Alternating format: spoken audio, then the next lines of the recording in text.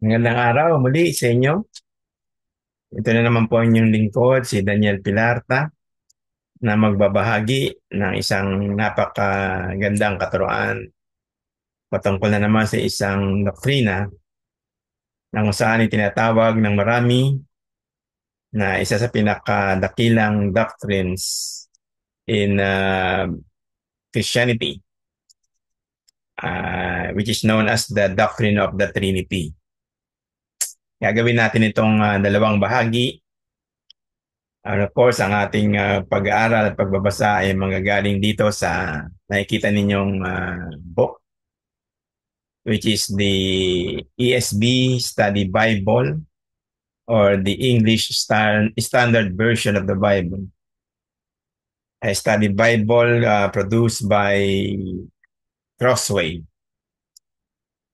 Ngayon, alam naman natin na ang pag-aaral sa doktrina patungkol sa the Trinity o tinatawag din ng marami na the Triune God, Godhead o the Tri-Unity God ay isang komprehensibo at napakalawak na katuruan. And it will take a lot of books, articles, great studies ang pwede nating gawin, no? Upang maunawaan natin ang katotohanan ng doktrina na ito. Pero hindi natin kakayanin maibigay sa inyo o maibigay na atin sa isang napakaikling panahon ang doktrina na ito. Pero sisikapin nating sa pagbabasa patungkol nga sa ating study Bible ngayon ay maibigay natin at least yung brief overview ng katuruan na ito.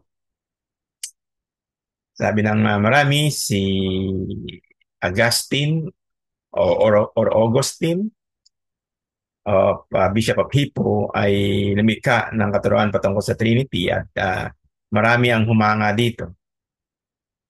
Marami rin nagsasabi na si John Owen, isa sa pinakakilalang one of the most brilliant minds in the history of Christianity, isang Puritan na lumikha rin ng isang katuruan patungkol sa the Trinity at marami ang humanga dito. Ngayon, sa ating pagbabasa, ang ating layunin of course, hindi lamang ngayon ay maging sa mga previous learnings natin and readings, ay maibigay natin yung pinakamataas na papuri at pagsamba. Yung highest glory na belong sa ating Diyos ay maibigay natin. At sa lahat ng ating mga natututunan, ay may apply natin ito sa ating pang-araw-araw na pamumuhay bilang mga tunay na lingkod at tagasunod ng ating Panginoong Hesus. Ngayon, umpisa na natin ang ating pagtalakay sa napakahalagang doktrina kagaya ng the doctrine of the Trinity. Now, it says here in our ESV Study Bible, the biblical teaching on the Trinity embodies four essential affirmations. Number one is that there is one and only one true and living God. Number two, this one God eternally exists in three persons: God the Father, God the Son, and God the Holy Spirit.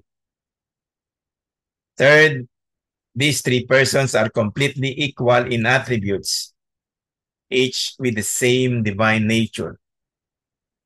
And number four, while each person is fully and completely God, the persons are not identical. The differences among Father, Son, and Holy Spirit are found in the way they relate to one another and the role each plays in accomplishing their unified purpose.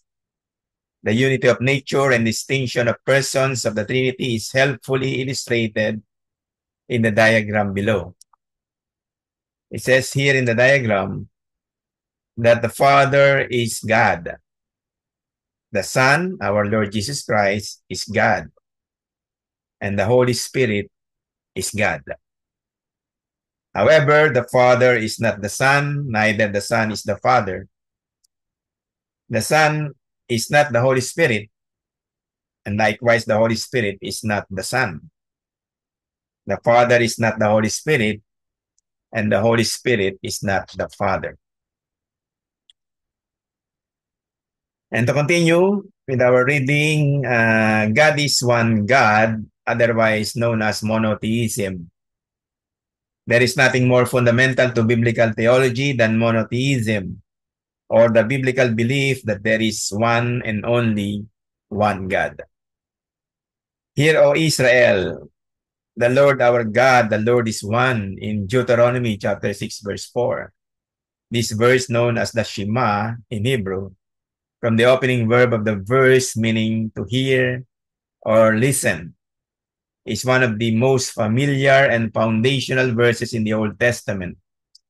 God rejects polytheism, or the belief in many gods, and demands exclusive devotion. I am the Lord, and there is no other. Besides me, there is no God. Taken from Isaiah chapter 45, verse 5, comparing it from Deuteronomy chapter 4, verses 35 and 39, and 1 Kings chapter 8, verse 60, and also in Isaiah chapter 40, verse 18, and Isaiah chapter 46, verse 9. The New Testament affirms the deity of the Father, Son, and Holy Spirit, as we shall see, but does not waver from the Old Testament monotheism. John chapter 17, verse 3, 1 Corinthians chapter 8, verses 4 to 6, 1 Timothy chapter 2, verse 5. James also chapter 2, verse 19 stated them. Jesus quotes the Shema in a debate with the Jewish leaders, recorded in Mark chapter 12, verse 29. And Paul continues to teach that there is one God while recognizing Jesus as the divine human mediator between God and man, recorded in 1 Timothy chapter 2, verse 5. Now, what are the implications of monotheism? Because there is only one God, idolatry of any kind is evil, foolish, wrong, and harmful. Worship of other gods robs the true God of the devotion and glory he alone deserves. Idolatry can take many forms. Idols are not only man-made objects, but are anything allowed to compete with God for ultimate loyalty. According to Jesus, money can become an idol. You cannot serve God and money, recorded in Matthew chapter 6, verse 24. Greed, lust, and impurity can also become indicators of idolatry. In Ephesians chapter 5, verse 5, and Colossians chapter 3, verse 5. Idolatry is foolish, deceptive, and dangerous, and may even involve demonic activity. In 1 Corinthians chapter 10, verses 19 and 20. Because there is only one God, he alone should be the ultimate object of the believer's affections. He alone deserves absolute allegiance and obedience. The great commandment that follows the Shema is the obvious implication of monotheism. You shall love the Lord your God with all your heart and with all your soul and with all your might, in Deuteronomy chapter 6, verse 5. The one true God deserves all we are and have. He deserves wholehearted love because nothing compares with him. Now, to continue, it says here that God is three persons, the triunity of God. As the nature of God is progressively revealed in Scripture, the one God is seen to exist eternally in three persons. These three persons share the same divine nature, yet are different in role and relationship. The basic principle at the heart of God's triune being is unity and distinction, both coexisting without either being compromised. Anything that is necessarily true of God is true of Father, Son, and Holy Spirit.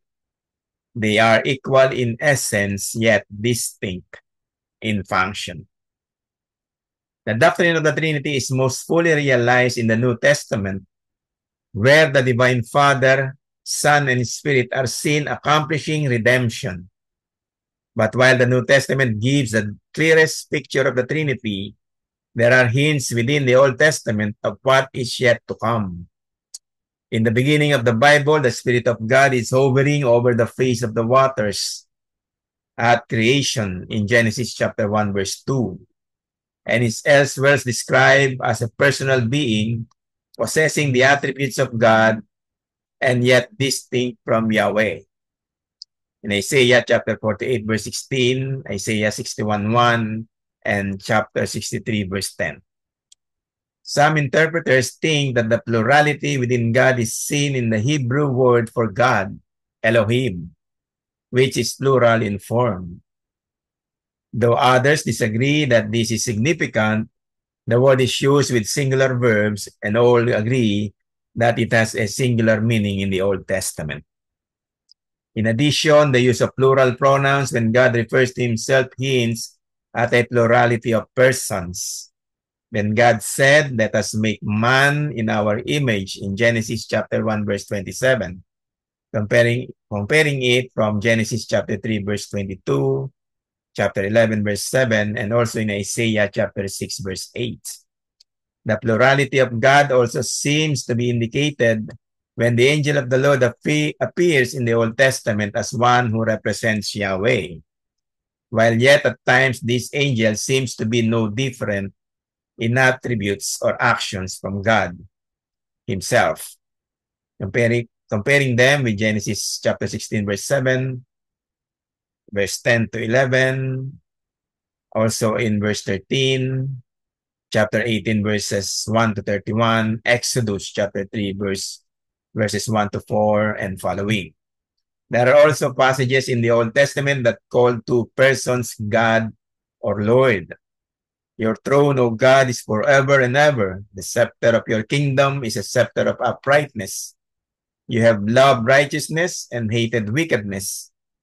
Therefore, God, your God, has anointed you with the oil of gladness above your companions.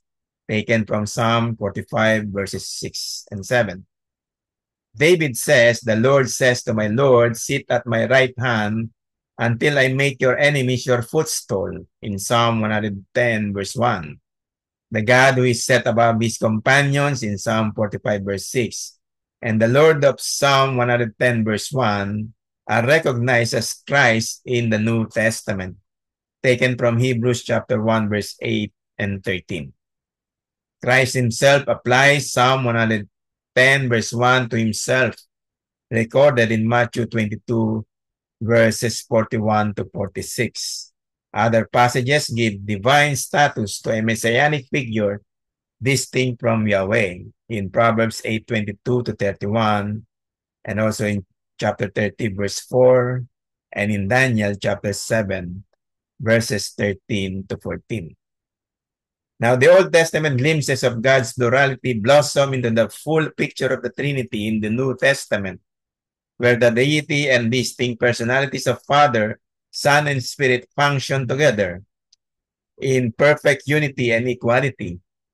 On the deity of Christ and the Holy Spirit, we can study them on this particular book or study Bible on pages 2,515 up to page 2,522. Perhaps the clearest picture of this distinction and unity is Jesus' baptism, where the Son is anointed for his public ministry by the Spirit, descending as a dove, with the Father declaring from heaven, "This is my beloved Son, with whom I am well pleased." Taken from Matthew chapter 3, verses 13 to 17. And all these three persons of the Trinity are present, and each one is doing something different.